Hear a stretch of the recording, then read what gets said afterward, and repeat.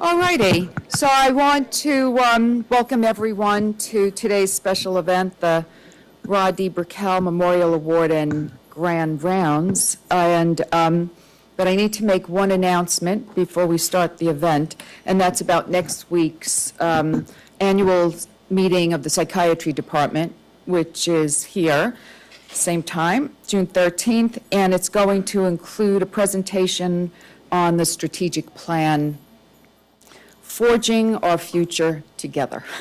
So, now I can put that aside, and our future is now aside until next week. And with regard to today's event, that it's been sponsored by the generosity of Mr. Richard Brickell and his family since 1992. There are a few scattered seats. I knew that this would be a standing room only occasion, with David Brent being our esteemed awardee this year. But I first want to just say something about the Brickell family.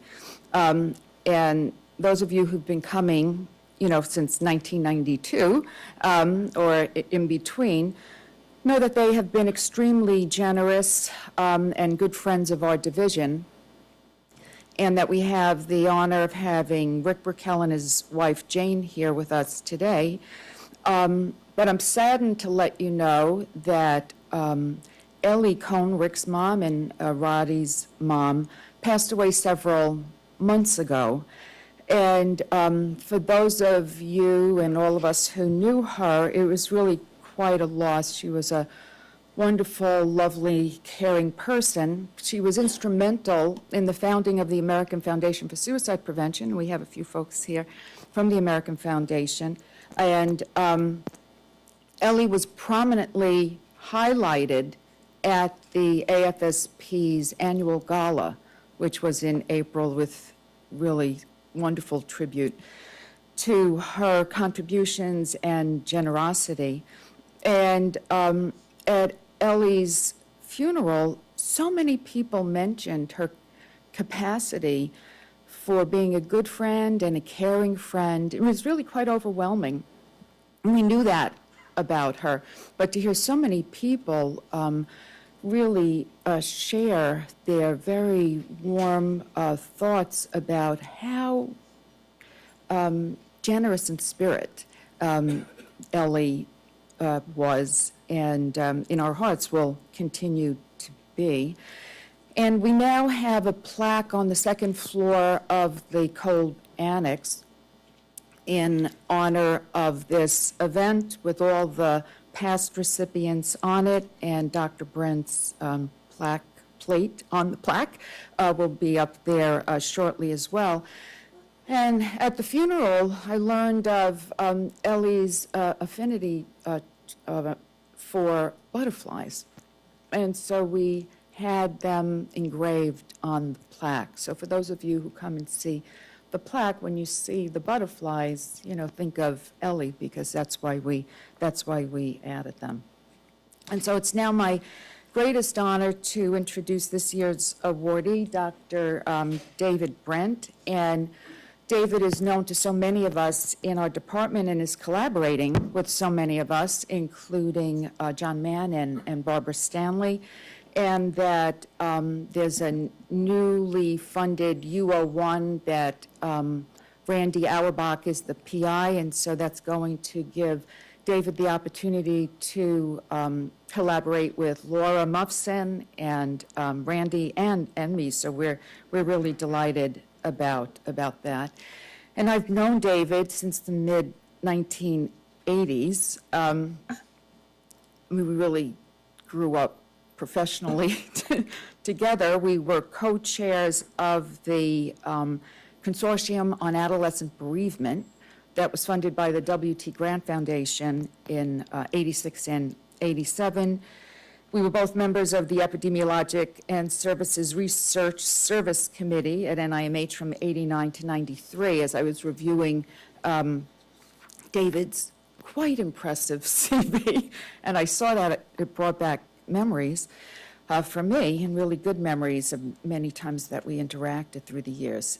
David is currently the academic chief of child and adolescent psychiatry at Western Psychiatric Institute and Clinic, and he's a professor of, and we should all count this, because I don't think anybody is a professor of so many disciplines, of psychiatry, pediatrics, epidemiology, and clinical translational science at the University of Pittsburgh School of Medicine.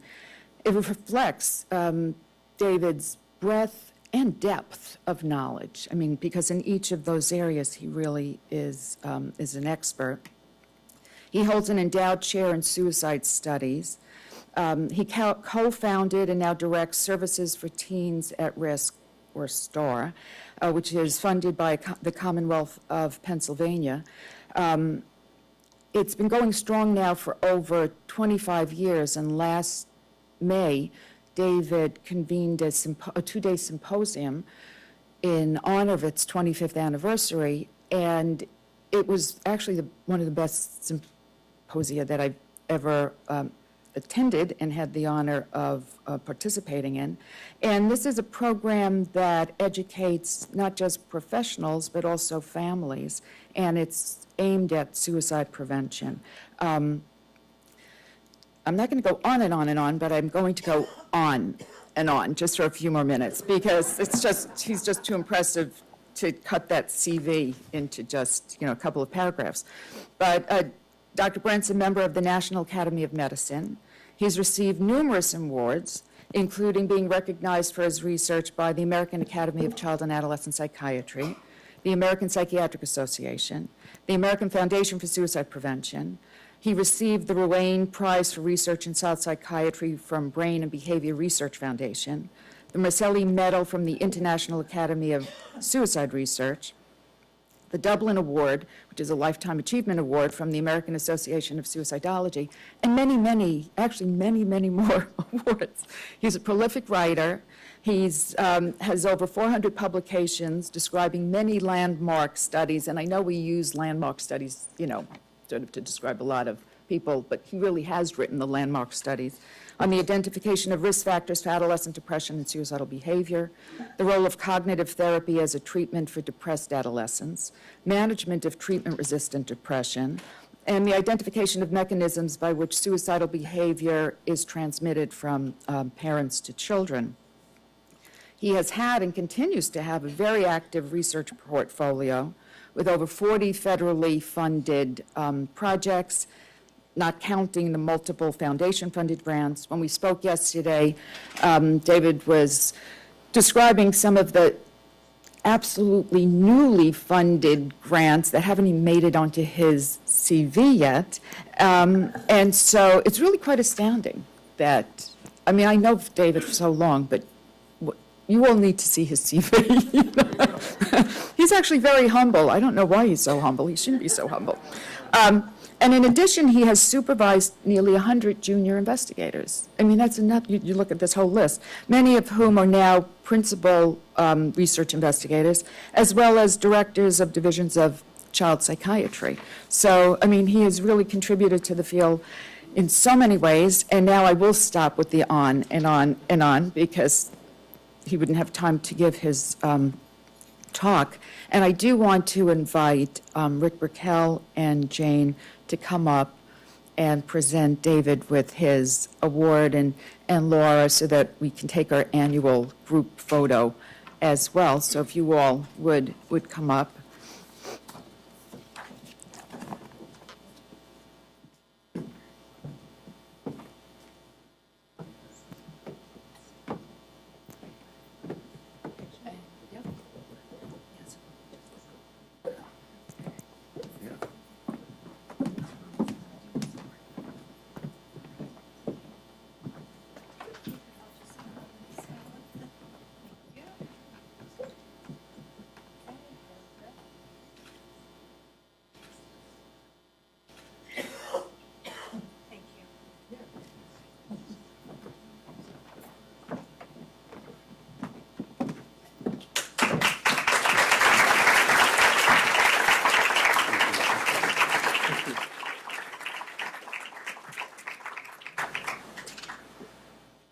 Thank you, Maddie, for those kind words. We're very honored to have Dr. David Brent here, and I think you'll all be fascinated on what he has to say. Let's get started.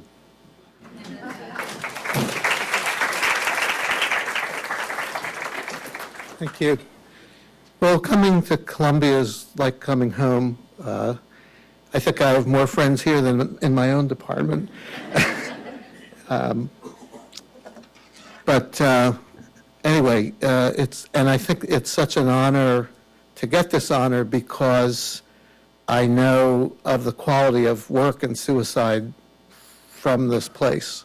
This is really the gold standard for suicide research. So to be recognized by my colleagues here is probably the highest honor I can imagine for my work, our work. And I just want to say, you know, it is our tradition that when you do an act of charity in the memory of somebody, if you believe that people have a soul, that it elevates their soul and it strengthens the memory. And I hope that the work that we're talking about and that we do will do that on behalf of your brother. So what I'd like to do today is describe some relatively new approaches to the assessment and management of suicidal behavior, because the ways that we've been proceeding up till now haven't been that effective. There are exceptions, of course, but I think we know that they're particularly in assessment that it's been quite limited, and some of which are work that I'm directly involved with and some not. But just to give some idea that the field is changing, it is growing, and that there are some hopeful developments. So the first thing I wanted to talk about is screening in emergency departments, which, you know, initially I felt like, well, why would you want to do that? But it turns out that, first of all, that the people who go to emergency departments, at least kids, they have many conditions that put them at increased risk for suicidal behavior. Somatic complaints, assault, chronic medical illness, alcohol and drug intoxication, and using the ED for primary care purposes. All of these things increased your risk for suicidal behavior. So you're dealing with an enriched sample.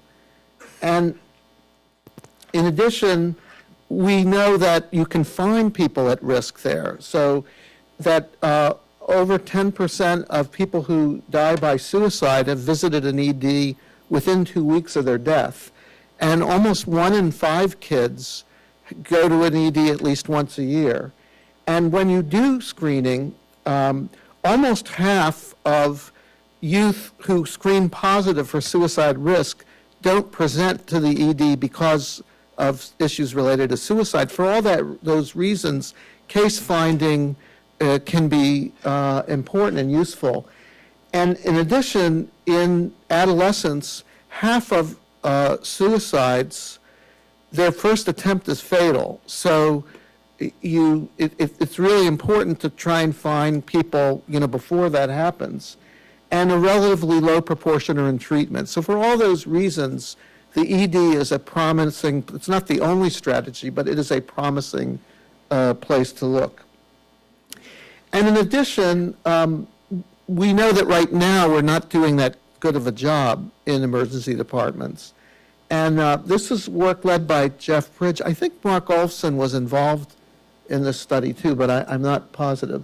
I don't know if Mark's here, he could say, but for example, in record reviews, less than half of individuals who presented with suicide attempts had a psychiatric diagnosis. And we know that that's not true, but that reflects an inadequacy in assessment and documentation.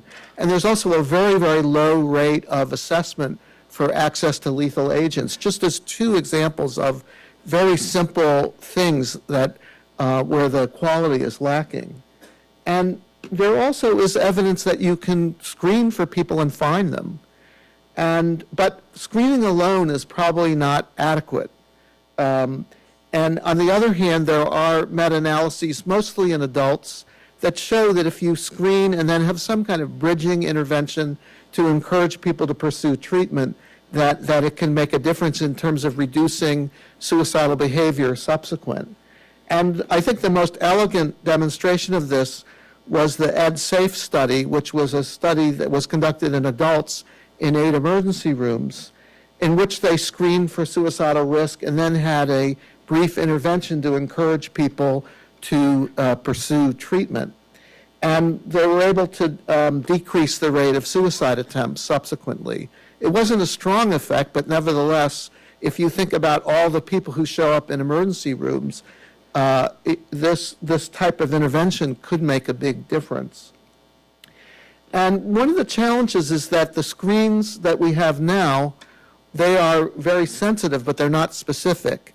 And so from the perspective, if you're an ER doctor or directing an ED, you don't want this long line of people who aren't really at risk, but you say are, that then you have to find somebody to assess them.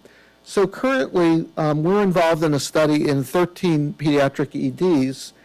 Cheryl King is the overall PI, and we're working with Robert Gibbons, who's a statistician who's been heavily involved in suicide research for a couple of decades at least. And he's pioneered something known as an adaptive screen, because one of the issues is that suicidal behavior, particularly in adolescence, is very heterogeneous. You know, some kids are depressed, some kids have substance abuse, some kids, have personality issues, and so that one screen that just assess one dimension is probably not adequate. But an adaptive screen means that if you answer yes to one question, you may get a different second question than if you answer no. And it allows you in a more efficient way to survey a broader range of domains. And so preliminarily, we have developed, we're now validating at a brief screen that seems to have a much higher level of specificity. But, we'll have to see. But most people agree that this is probably the way that we're going to have to proceed in terms of screening. So just to conclude about screening in EDs, it's likely to be productive because a high proportion of youth visit EDs, that they are at higher risk for suicide, and that many youth who are screened for suicide risk positive don't present with those type of complaints. We also know there's room for improvement, and that it's likely that some kind of brief intervention is necessary. And so, hopefully, as these research evolves, that we'll see services begin to change as well, which, as a whole, it's not so easy to do, but that's really what we need to do. I wanted to talk a little bit now about machine learning and electronic health records. There's been a real growth in the use of AI, artificial intelligence, to use large amounts of data to classify individuals. And, each of us here, I think, has a huge amount of data held by Google about us. And so the idea is that if you could use health records, which already exist, to classify individuals at suicidal risk, you might be able to identify people who otherwise wouldn't be identified. And the first study that I'm aware of that did this was Matt Knox's group at Harvard. And I would say I don't think the study was that successful, but it was a proof of concept. It showed you could do it.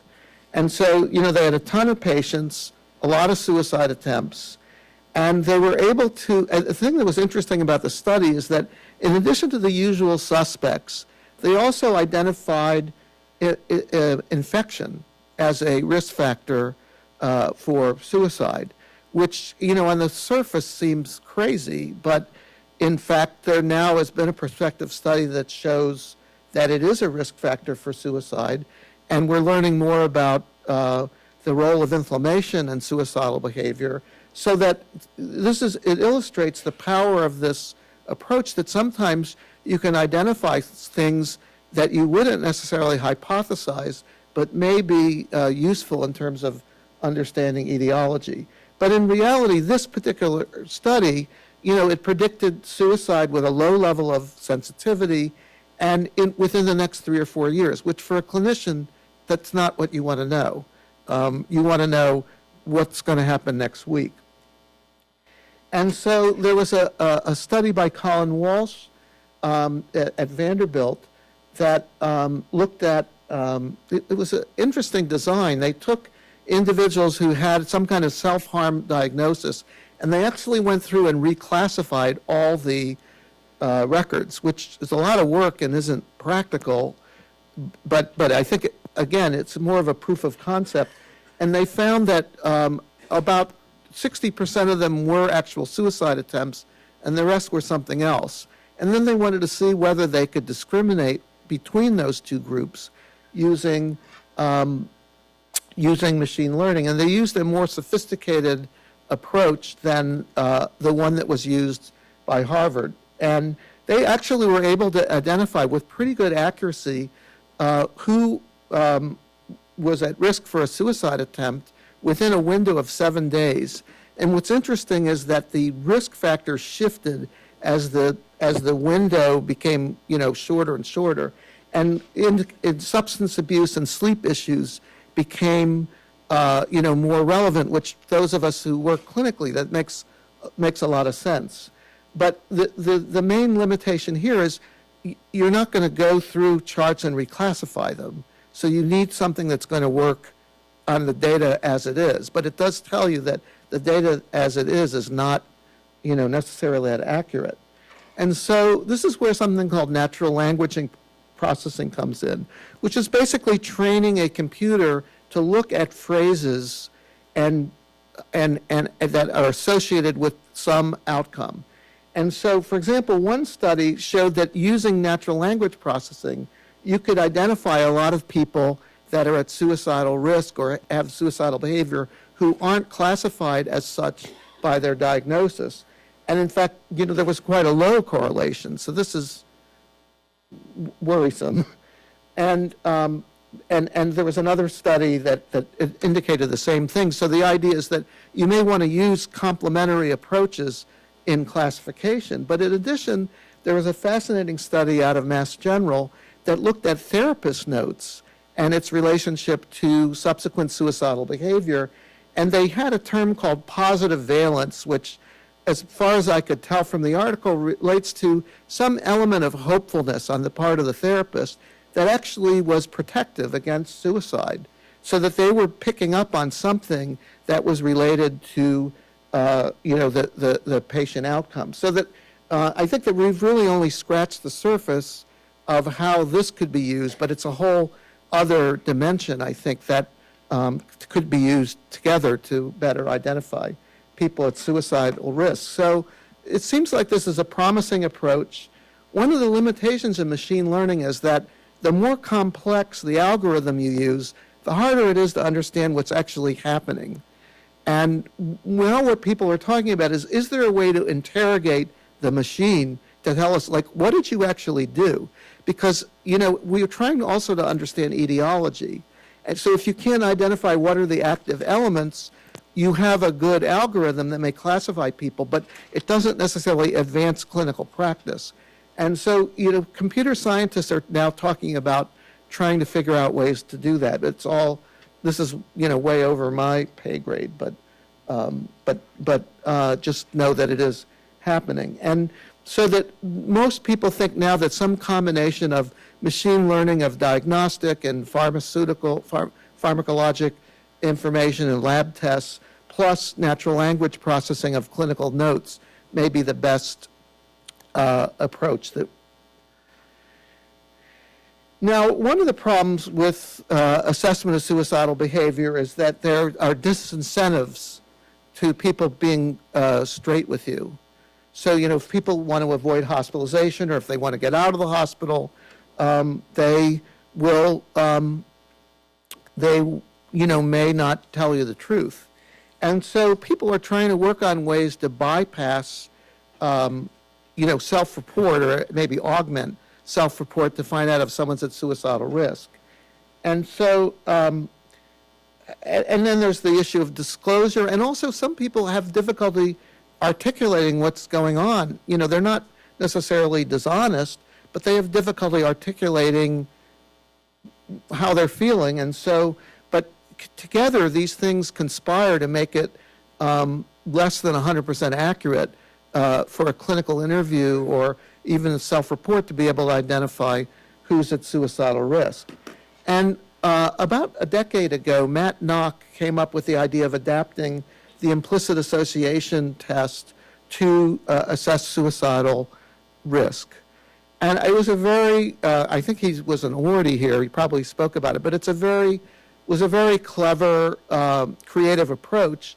This approach was originally developed to assess racism or racial bias. But basically, it can be used to look at any bias. And so he had the idea of looking at it as a bias towards self-injury or suicide. And so you present either a word or an image, and then you either have to push that something is like you or not like you. And the way that you determine somebody's orientation is by looking at the speed with which they respond, with the idea being that the people that respond more quickly, Christine, I have this right? That people respond more quickly to not me suicide versus me suicide are less vulnerable, whereas the ones who respond more quickly to identification of themselves with suicide are more vulnerable. And you can either compare to suicide me, not me, or you can compare their orientation to words related to suicide or words that are more life affirmative. Both of them have been shown to discriminate. And this just illustrates that it's actually a negative score if the way that they've constructed it increases your risk. Now, what we don't know is, what do you do with people who may score like this but say, I'm not suicidal? And what I can tell you is that we are involved with the study now, this emergency room study. We have like 6,000 kids who've done the IAT. And I said, I'd like to write a paper called Implicitly Suicidal, in which we look at kids what are they like? The kids who say they're not suicidal, but are on this. But it's still an open question, like, what do you do? Like, you're saying, well, this test says you're suicidal. Well, I'm not, But still, I think we're going to figure out a way to use this. Just to show there are a number of studies that have looked at prospectively at prediction of ideation, prediction of attempt, prediction of self-harm, and there's a more recent study by Glenn that shows that there's some specificity, like that the images related to self-harm are better at predicting self-harm, the images or words related to attempt are better at predicting attempt. So it seems to be pretty specific, and many of these studies show an effect above and beyond clinical risk factors. So the project I want to describe now is a collaboration of all these people. Marcel Just is a cognitive psychologist at Carnegie Mellon University. And I happened to hear a lecture that he gave. His area of interest is in the neurobiology of language. And he studied dyslexia, he studied bilingual people. He wasn't necessarily interested in clinical issues. And he then was trying to understand, does a noun look different than a verb in a brain? And so he gave people these lists of words, and he was shocked to find out that actually across individuals, they had a similar pattern, a brain activation pattern that was specific to different words. You could actually guess, way above chance, what word they were thinking about. And yes, he does have a Department of Defense grant. But anyway, I heard him present, and what he talked about was that he was working with a team at Pitt that studies autism, and they took people with high-functioning autism and neurotypical people and gave them words related to relationships. And by their activation patterns, he could completely separate the two groups. And I went up to him afterwards and I said, could I interest you in looking at suicidal behavior? And so, we met, we had coffee. It took a couple of years to get this going. I mean, he was willing, but it took a long time to figure out what we were going to do. And I said, well, how are we going to figure out what words? I said, I know who to talk to. And so we reached out to Christine, who's here, and to Matt Knock. And we identified a list of words that we were going to provide to people. And so we did a study of young adults, 17 of whom had suicidal ideation and 17 healthy controls. There were other people we studied, and the data that we got was too noisy to classify. And we'll talk about that in a minute. But and anyway, we had them think about these 30 words, each for about 3 seconds. And 10 were related to suicide, 10 positive emotion, and 10 negative emotion. And then Marcel has pioneered the use of machine learning to discriminate activation patterns. And so, and the other thing is that he's done studies where you can actually extract signals related to different emotions so that you can identify, at least in theory, what emotions they were experiencing while they were thinking about these words. Anyway, this is the list of words. I think it pretty much, we may have modified it a little bit, but it pretty much came from some work that Christine and Matt had done. And, right? Yeah. And so they thought about these words. And this just tells you, what the people were like. They were young adults, pretty high IQ. A lot of them we recruited through those colleges. Pretty suicidal. About half of them had made an attempt previously in the ideator group. And again, really small sample, but we were able to discriminate between the two groups. And even after adjusting for psychopathology and a history of trauma, we could still discriminate between the two groups. And there were a number of brain areas that were different in terms of activation, and they turn out to be the areas that have been implicated in mood disorders and suicidal behavior, in other studies. And this just illustrates, a couple of the brain areas. And you can see, there's a lot of scatter. But what the machine learning does is it classifies them across these different words. So if you just use one of these words, you wouldn't have a very good classification. You need to have a series of them. And what I think was even more surprising, at least to me, was that we were able to discriminate among the ideators those who had had a history of an attempt. And it was a subset of the same words. Not surprisingly, the word death, was the best at discriminating them, which you might say, why do you need a grant to do that? But,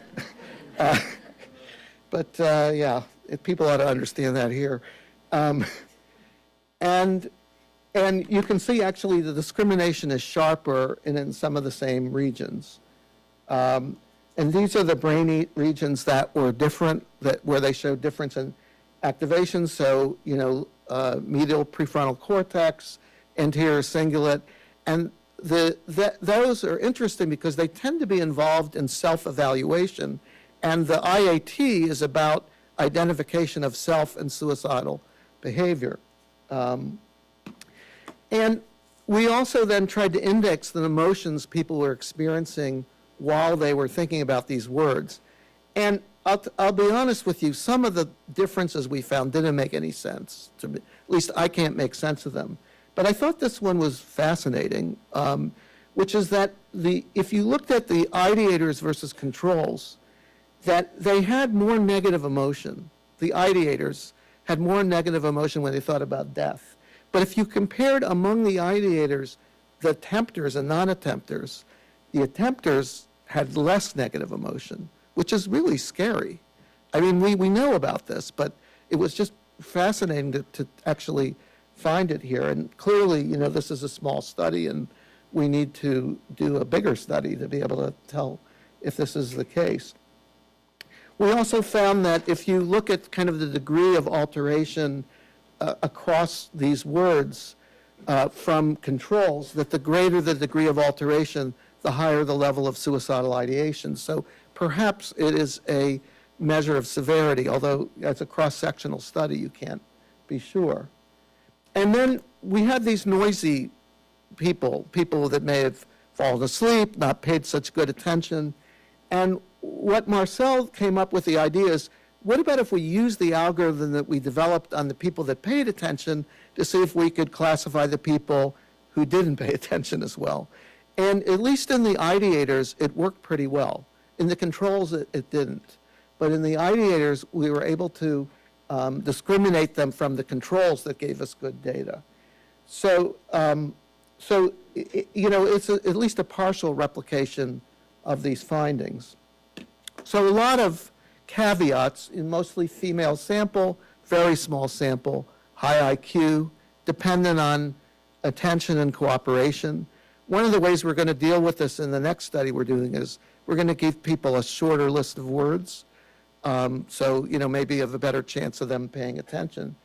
And so the study that we're going to launch is we're going to look at a larger group of suicidal individuals and repeat this procedure and try and see whether we can identify whether it fluctuates with ideation and whether it's predictive of attempts.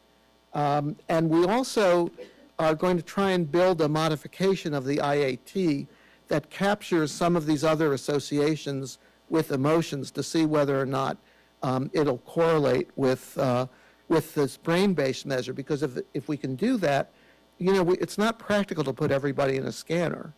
Although I can tell you that we do this study at Carnegie Mellon University, and it is a pleasure compared to trying to do it in a medical center. You just kind of walk over. It's one of the buildings on campus. You walk in, you knock on the door, you put your subject in the scanner. It's unbelievably easy.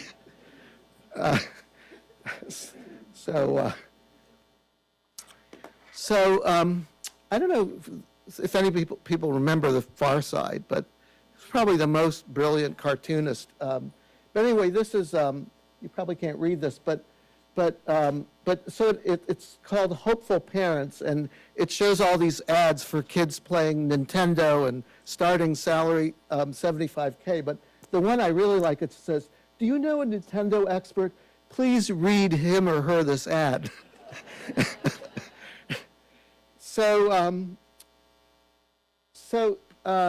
So Joe Franklin got the idea that maybe you could take this information that Matt Knox and group had discovered about the IAT and turn it into a game that might condition people, try and condition them away from these associations and see if it made an effect on suicidal behavior. So the idea is that self-harming and suicidal people identify suicide and self. So if you could develop a game that would condition them to associate suicide with bad things and self with good things, maybe you could make a difference. I thought you have to talk to people, but at any rate, so this just shows you I mean, it's a very clever idea, and so it kind of paired images of self-harm and words related to suicide with kind of disgusting images, and then words related to self with, cute puppies and positive images.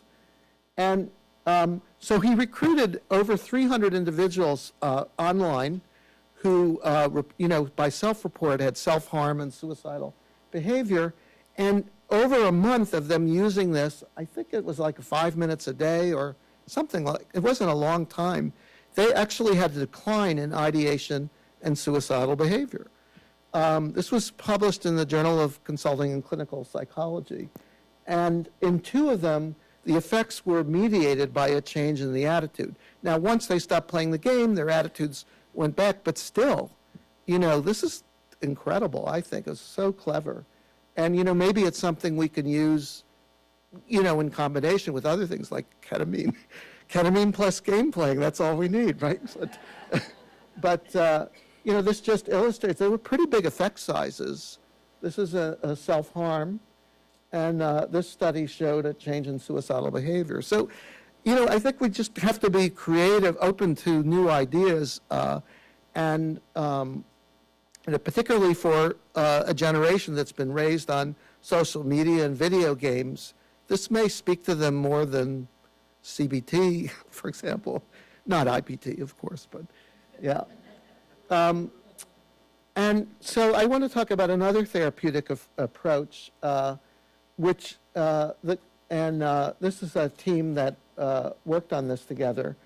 So I owe a lot to Barbara Stanley for this study because we were working on another study, TASA, and we developed what we thought was a pretty good treatment.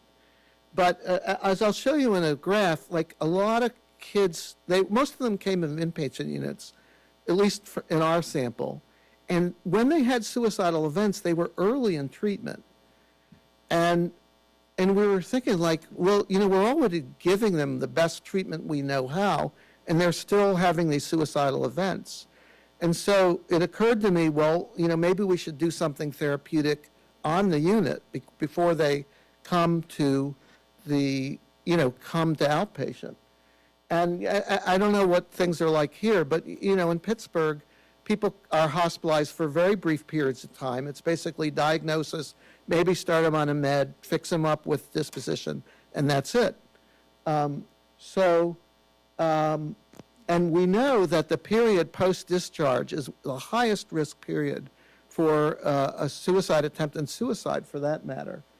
And, there's often a gap between the inpatient and out, period of time, and often not that much communication between the inpatient unit and the outpatient therapist. So we thought maybe there's something we could do that could deal with. And so this is a meta-analysis. It's actually a bigger problem in adults, but this shows you the risk for suicide per 100,000 post-discharge. And you can see, like, within 3 months of discharge in adults, the risk is over 1,000 per 100,000, and which is at least 50, maybe higher, 50 times the rate. So this is a really high risk period. And this comes from the TASA study, a treatment of suicide attempters, and you can see that a lot of the suicidal events that happened in this sample happened early in the treatment, like before, like we were just getting started. So,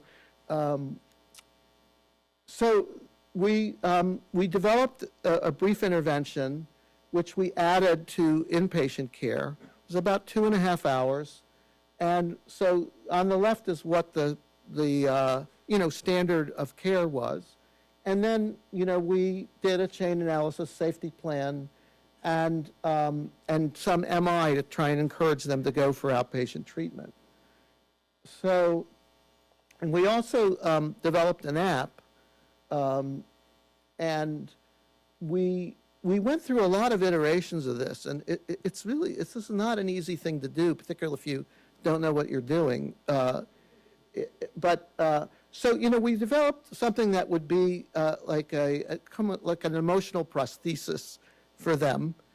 And we said, well, we'll put your safety plan on here and a few techniques and whatever. And the kids said, the problem is that when it comes time to use a safety plan, we're too dysregulated to use it. So we're like, so we got this idea, well, what about if we texted them once a day? We called it the daily dose, and we had them get in the habit of rating their level of distress. And then, but depending on the level of distress, it would tunnel them to different strategies that they picked. And, see if that, maybe they would use it. And so, this just illustrates elements of the emotion regulation safety plan. And, it follows the paradigm that I think was best articulated by Barbara and Greg Brown, where you have, you pick different techniques for distraction, thinking about reasons for living, having crisis numbers, and all of this was personalized. So, we would work with the kid to pick which things that they wanted, that they could have access to. And so then we, after a series of failures, we developed something we thought would work. And we did an RCT of about 65 kids who were all hospitalized, very ill kids. And, most of them had made a previous suicide attempt. Almost all of them had NSSI. And it wasn't statistically significant, but we did have an effect that the rate of suicide attempts in the 6 months post-discharge in the people that got the intervention was 16%, and it was 31% in the group that, didn't get the intervention. Interestingly, we had no effect on treatment use. Like, most of the kids had treatment, like 96% in both groups. So we didn't have an effect. I don't know if you could have,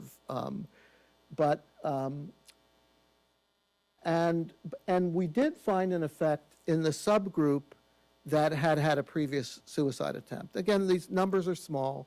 We'll have to see, but it looked like there was a pretty robust effect on the subgroup that had a previous attempt in terms of having a lower hazard of an attempt post-discharge.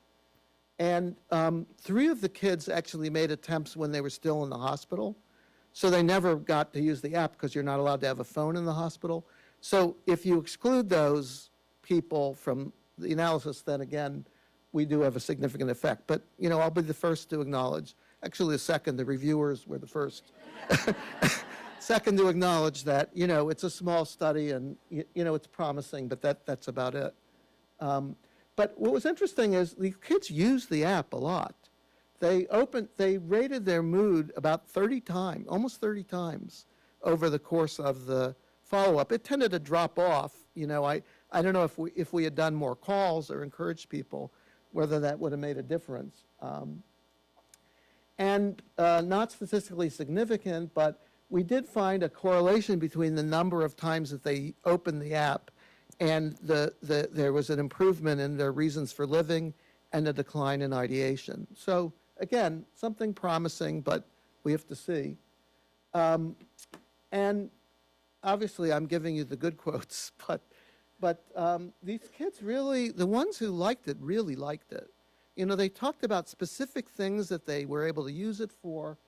And I actually had a patient who had a high-functioning kid with autism that I was able to use this with, and he found it incredibly helpful because he says, ordinarily I just don't know how I feel, but this helps me to know how I'm doing, which I didn't really think about it that way, but so and kids said they liked it, they found it pretty usable, and as I said, people really talked about specific aspects of their experience as being helpful.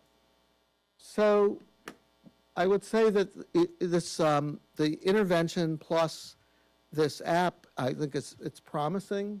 It's feasible. It's not that expensive to do, but clearly, we have to do a replication in a bigger study in order to be able to tell if this is effective, and fortunately, I think we will be able to do that study thanks to the AFSP. It's interesting that NIMH said they were not interested in this study. They said, we're interested in you disseminating it.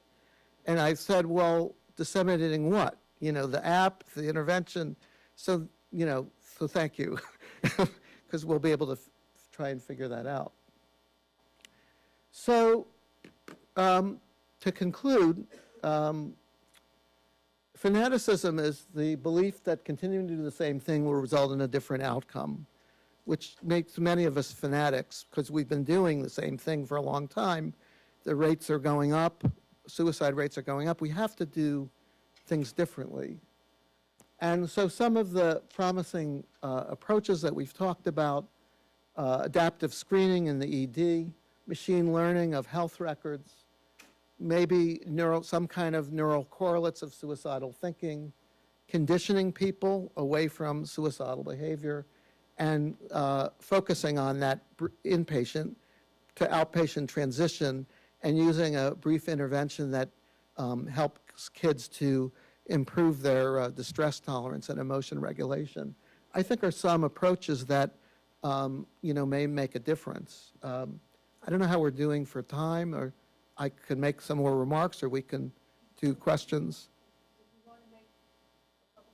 Okay, so I truncated one other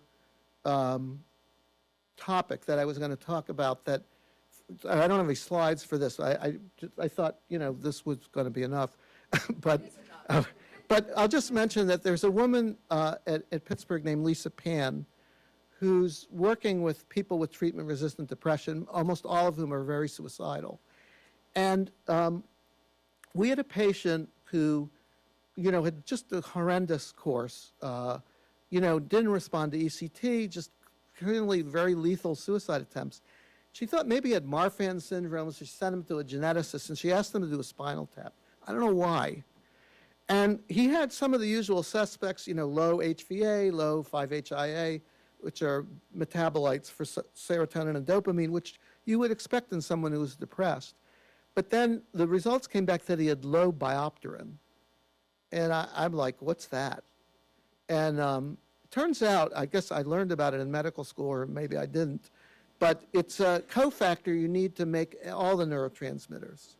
It's related to folate metabolism in some ways, but if you don't have it, you're in a lot of trouble. So, we said to the geneticist, well, very interesting, but what do you do about it?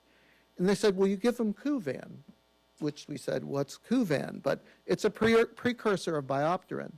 Anyway, this kid who was really dysfunctional, and he recovered.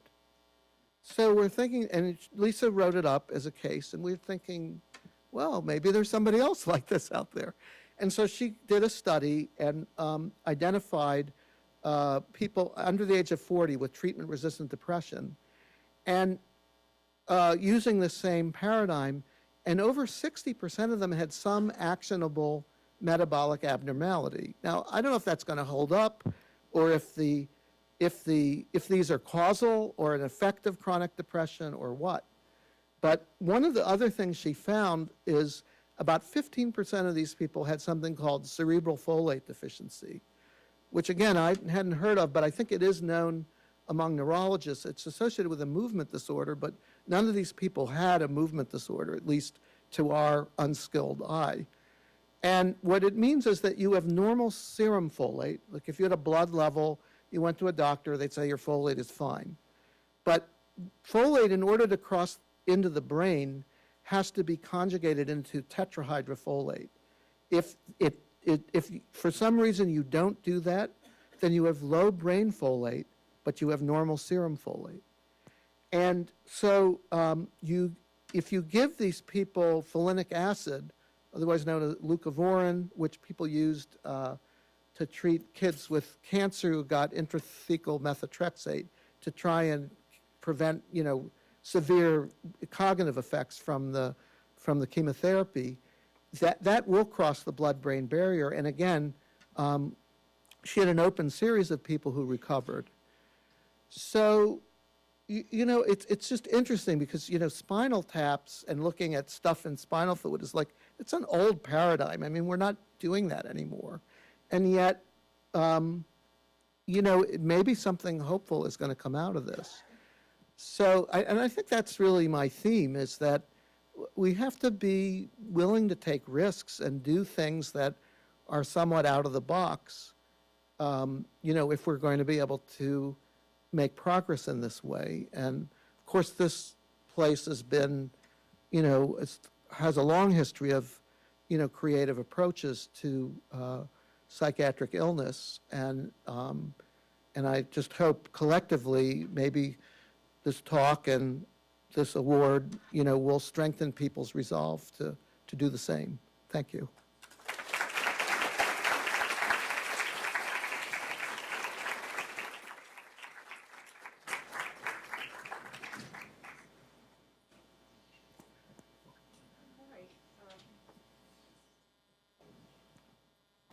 Do we have time for questions? Oh, we have, yeah, plenty Okay. of time. Okay. I'm going.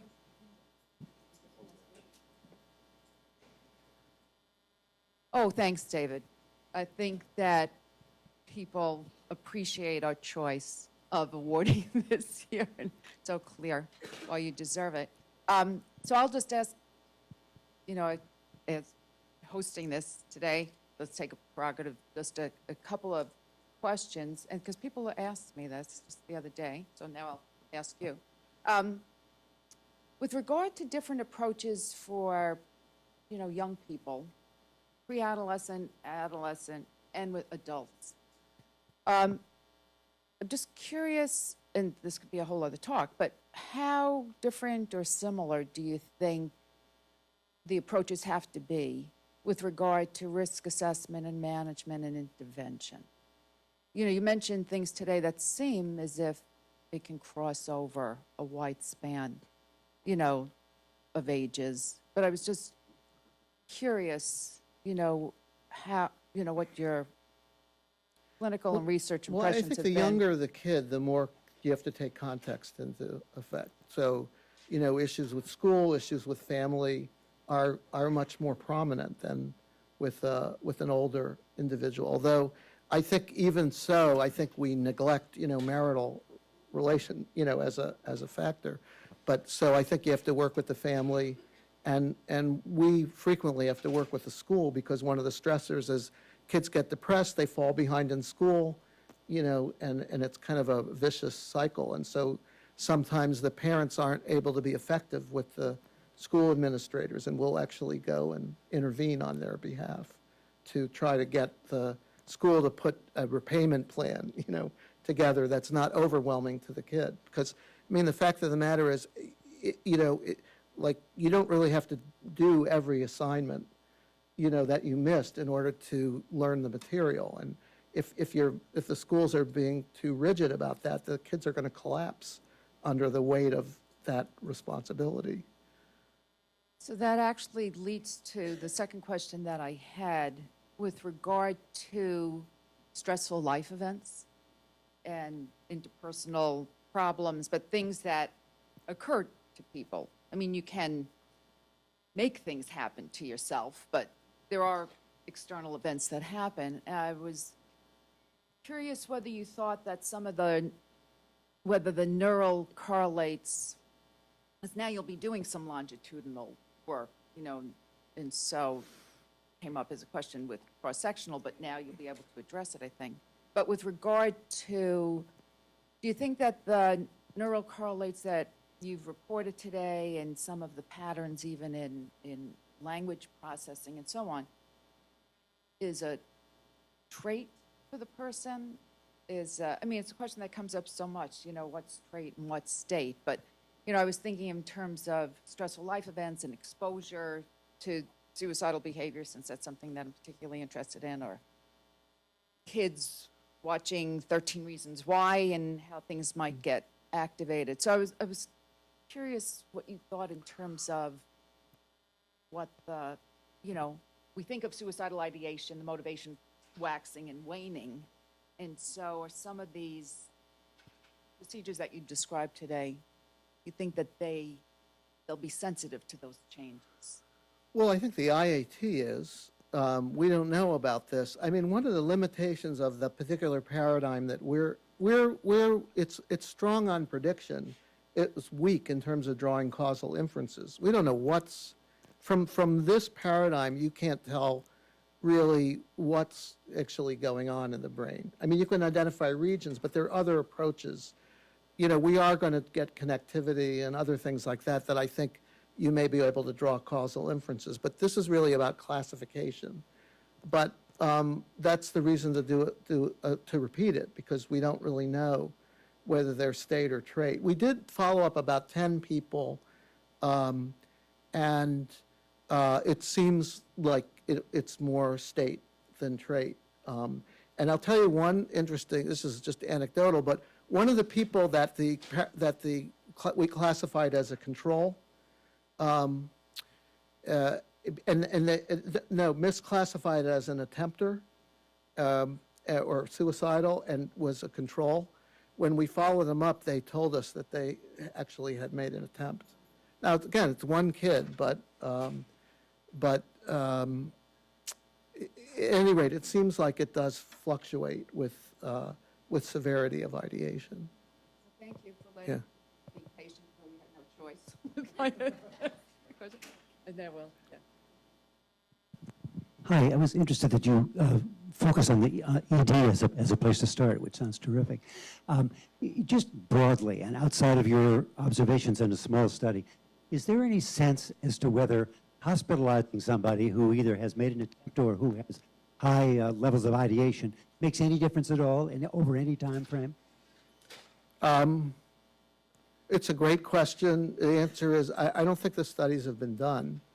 I don't think that, it would take a brave person to do it. I think there might have been, Barbara, was there one study that was ever done about this or not? Or just like, maybe there was like observational study. There may have been an observational study that matched individuals, and I don't think they were able to demonstrate an effect. However, in England, they have these crisis response teams that are sort of an alternate to hospitalization. And there was a report, it was out of Lewis Appleby's group, but I don't remember the first author right now. But I think that they showed an increased risk of suicide. So that was the first study I've seen that suggests that, they didn't talk about hospitalization as being protective. They talked about this intervention as being risky. So, but generally speaking, it's one of the things that we do the most that we know the least about. So I endorse your question, but it would be a really hard thing to study. Thank you. It's very helpful.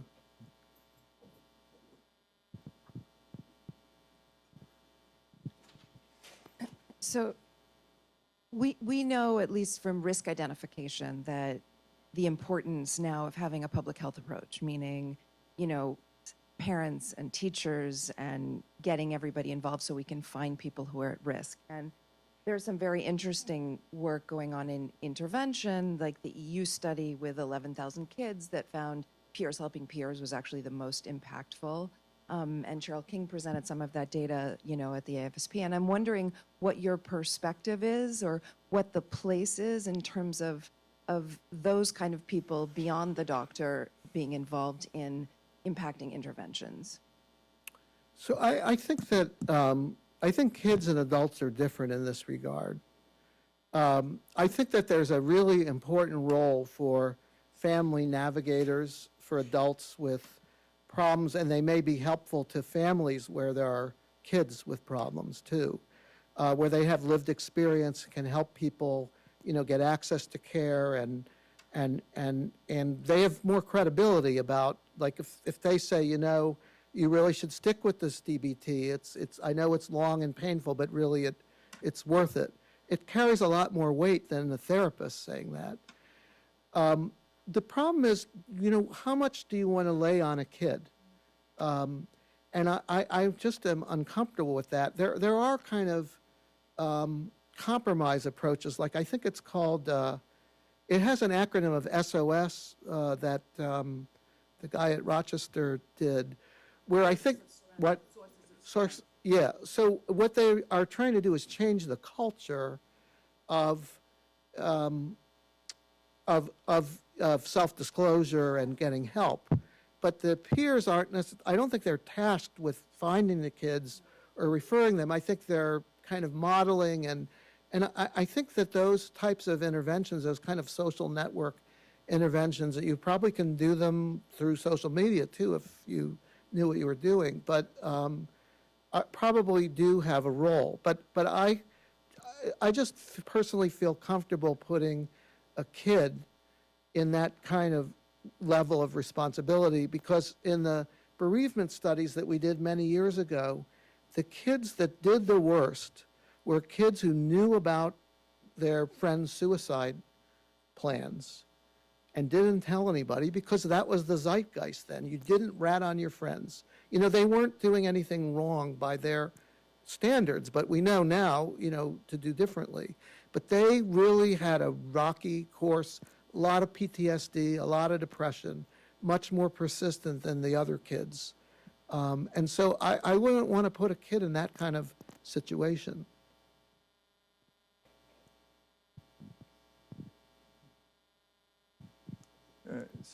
Particularly impulsive suicides, do you have any thoughts about motor behavior? You know, our cell phones are sensitive to every movement we make, even whether we use the app to read it or not, and things like agitation and akathisia have been linked to suicidal behavior. So that's a great question. Is Randy here, or did he have to go? Anyway, is he here? Yeah. So Randy, you want to tell about our new study? I think just broadly, it's not just agitation and it's not just agitation and movement, but you're picking up, I think, what Maddie alluded to earlier in terms of interpersonal processes and things of that nature that you're able to track in real time that may map onto suicidal events, or even the transition of people who are non-ideators or attempters to ideating, and people transitioning from ideating to attempting.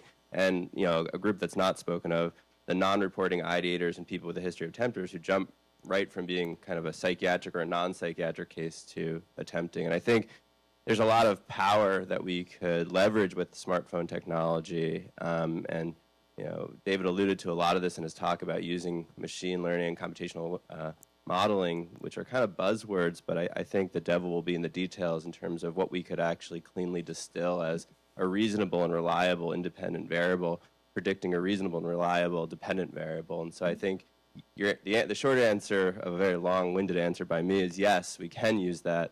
To the extent that we actually can distill that variable, that game still has to be played.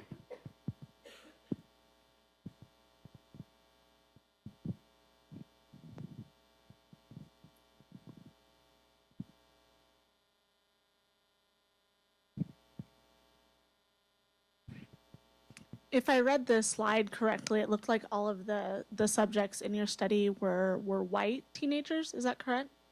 They all Which study? the study where you had laid out the one that you guys conducted on the Inpatient unit? the inpatient No, unit. I mean mostly white, yes, Mostly white. but not all. Oh, I okay. would say it was about 85%. Okay. It was too white. I'll agree with that, but I don't know if you've ever been to Pittsburgh, but it's the last city in the country where ketchup still outsells salsa.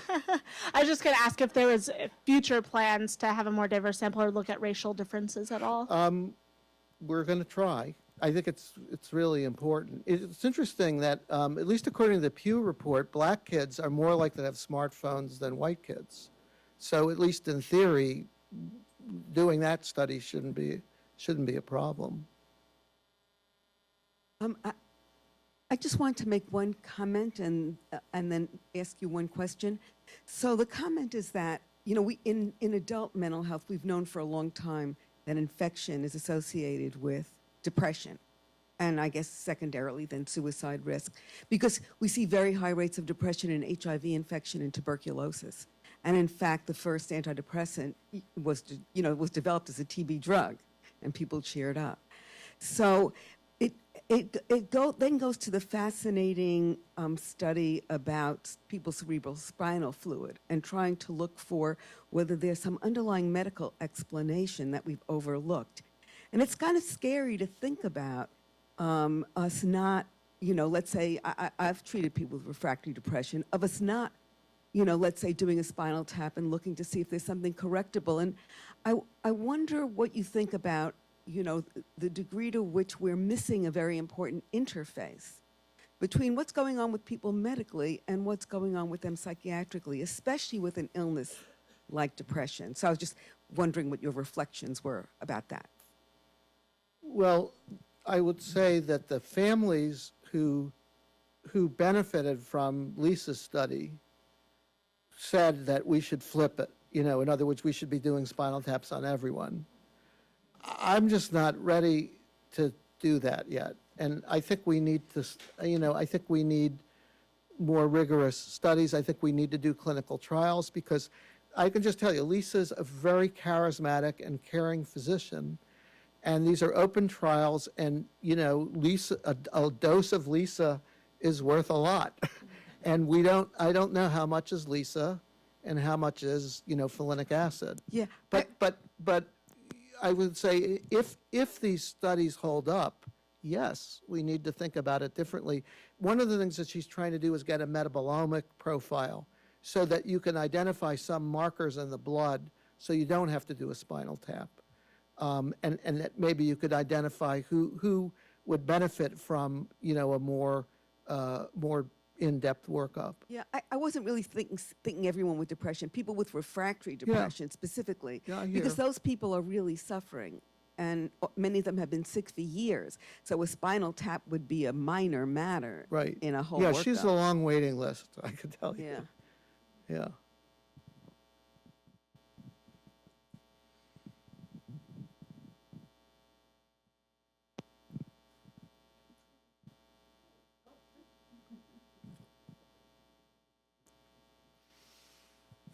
David, David, thank you for that really wonderful overview of all the cutting edge stuff.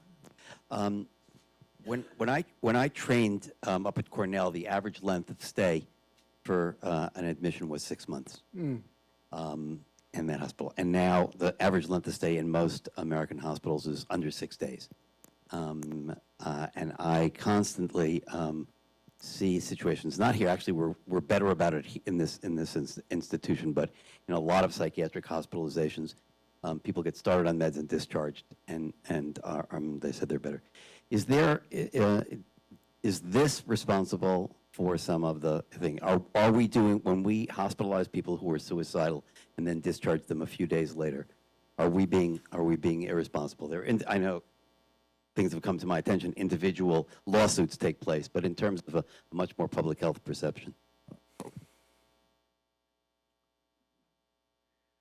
I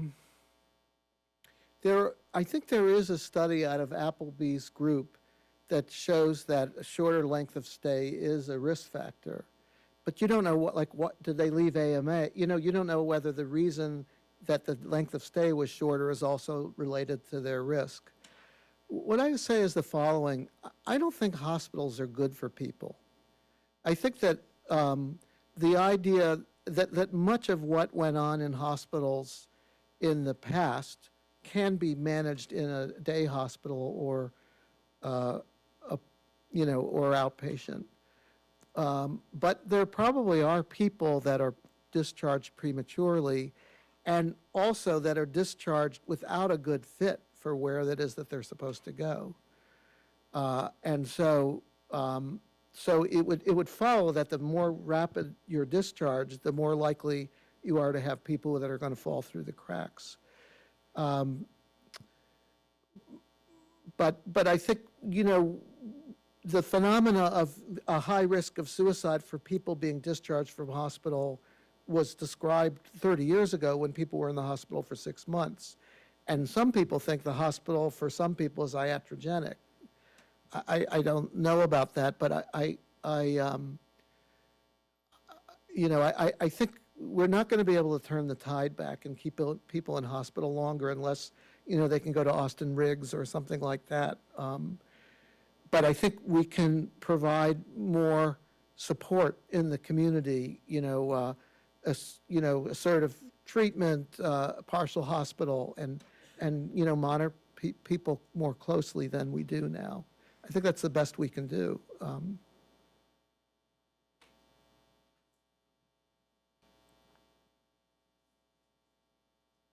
Well, David, thank you so much. Thank you. I know